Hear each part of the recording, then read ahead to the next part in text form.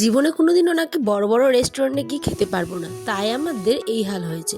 ভাবো তো মানুষের চিন্তাধারা কতটা খারাপ এবং নিচু হলে এই মন্তব্যগুলো করে। যাই হোক, আমি তাতে কোনো কিছু মনে করি না, কিন্তু তোমাদের সাথে ভাবলাম শেয়ার করা উচিত। জানো তো, সমস্ত কিছু তোমাদের সাথেই যখন আমি ভালো মন্দ জুড়ে, তখন আমি ভাবলাম চলো আমার পরিবারকেই আমি কেননা শেয়ার করি। তো গুড মর্নিং সবাইকে, আশা করি সকলে ভালো আছো, সুস্থ আছো। আমার প্রিয় পরিবারে তোমাদের সকলকে স্বাগত। আমি পায়েল, উত্তর দিনাজপুর জেলার ছোট্ট একটি গ্রাম থেকে ব্লগ করি। সবাইকে গুড মর্নিং, শুভ সকাল। হ্যাঁ, সবাই কেমন আছেন, ভালো আছেন কিনা জানাবেন।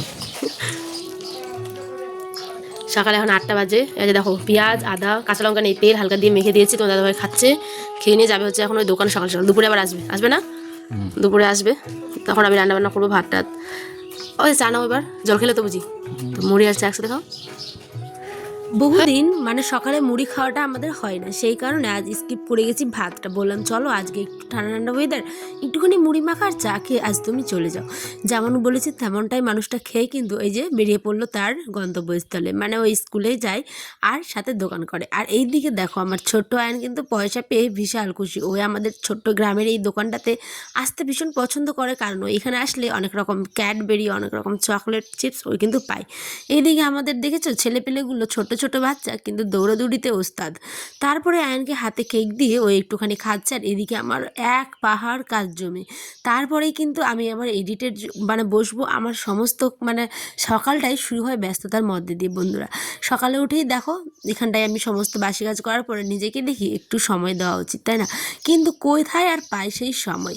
চলো একটুখানি রিলস করবো বলে হালকা জাস্ট একটু ফেস পাউডার, একটু ক্রিম আর একটা টিপ পরে নিয়েছি, কিছু রিলস ভিডিও শ্যুট করবো বলে। তারপরেই সঙ্গে সঙ্গে আবার যেই কাজ সেই সংসারের কাজ, ডাইনিং টেবিল মোছা, এটা সেটা। ঘরের চারিদিকে দেখি কোথাও কোথাও আবার ঝুলো পড়েছে, তাই ওইটাকেও ভালো করে ঝেড়ে নিচ্ছিলাম। এইদিকে দেখো আমার ছেলে সোফাটার মধ্যে লাফিয়ে ঝাঁপিয়ে সোফাটার অবস্থা বেহাল করে দিয়েছে, দুদিকেই ছিঁড়ে দিয়েছে। কিন্তু এখন আর কোনো খাবার নিব না, ভাবছি ছেলে একটু বড় হোক তারপরে আবার নতুন খাবার।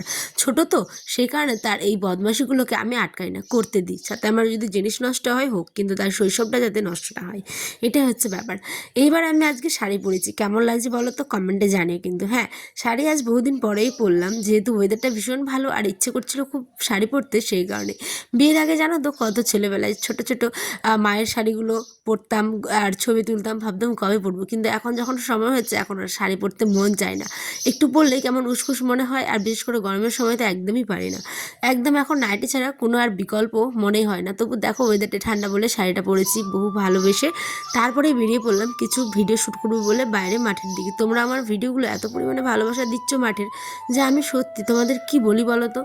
এই যে আয়ন সোনাকে কোলে নিয়ে হাজার ঝড় বৃষ্টির মধ্যেও কিন্তু একদম আমি আমার কাজটুকু করতে ভুলি না, কারণ আমি এই কাজটাকে ভালোবাসি।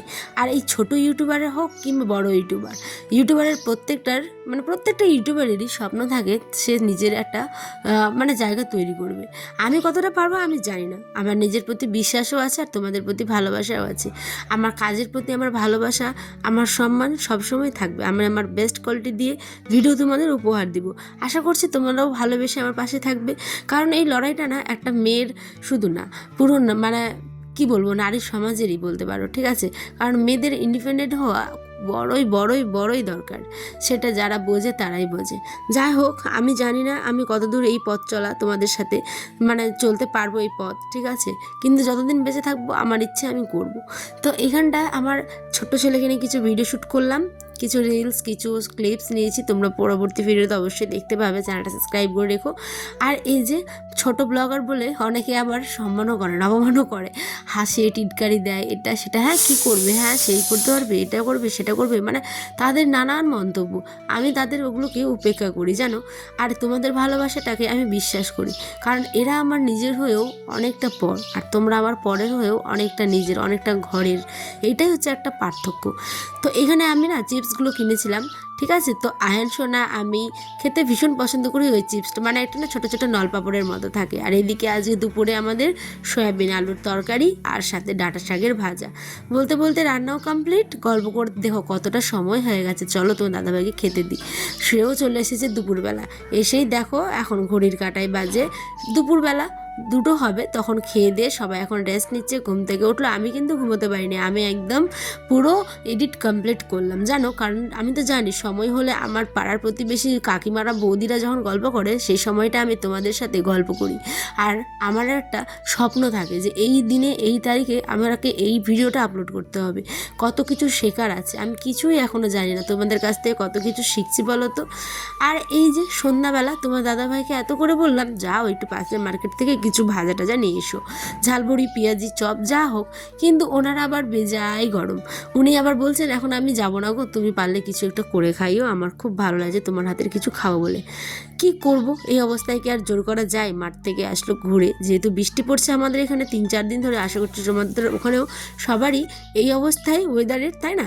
তারপরে ভাবলাম মনে মনে কি করা যায়, তারপরে এই যে আলু আর সয়াবিনের এই কাটলেটগুলো আমি বানিয়েছি জানো। তোমরা ফুল ভিডিওটা কিন্তু অবশ্যই আমার শর্ট ভিডিওতে দেখতে পাবে। তো এখানে আমি আর ডিটেলসে শেয়ার করলাম না, প্লিজ আমার শর্ট ভিডিওটা তোমরা চেক করো, আশা করছি ভালো লাগবে।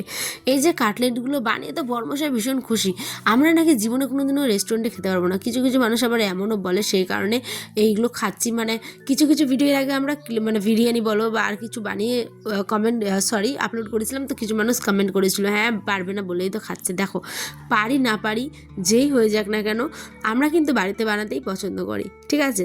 তো যাই হোক, তোমাদের মতামত তোমরা দিয়েছো তার জন্য থ্যাংক ইউ। আমিও ব্লগটা এখানে শেষ করছি। রেস্টুরেন্টে খেলতে গেলে অবশ্যই ভিডিও করে তোমাদের দেখাবো। তো যাই হোক চলি, দেখা হবে অন্য নেক্সট ব্লগে। সকলে ভালো থেকো, সুস্থ থেকো, আল্লাহ হাফেজ।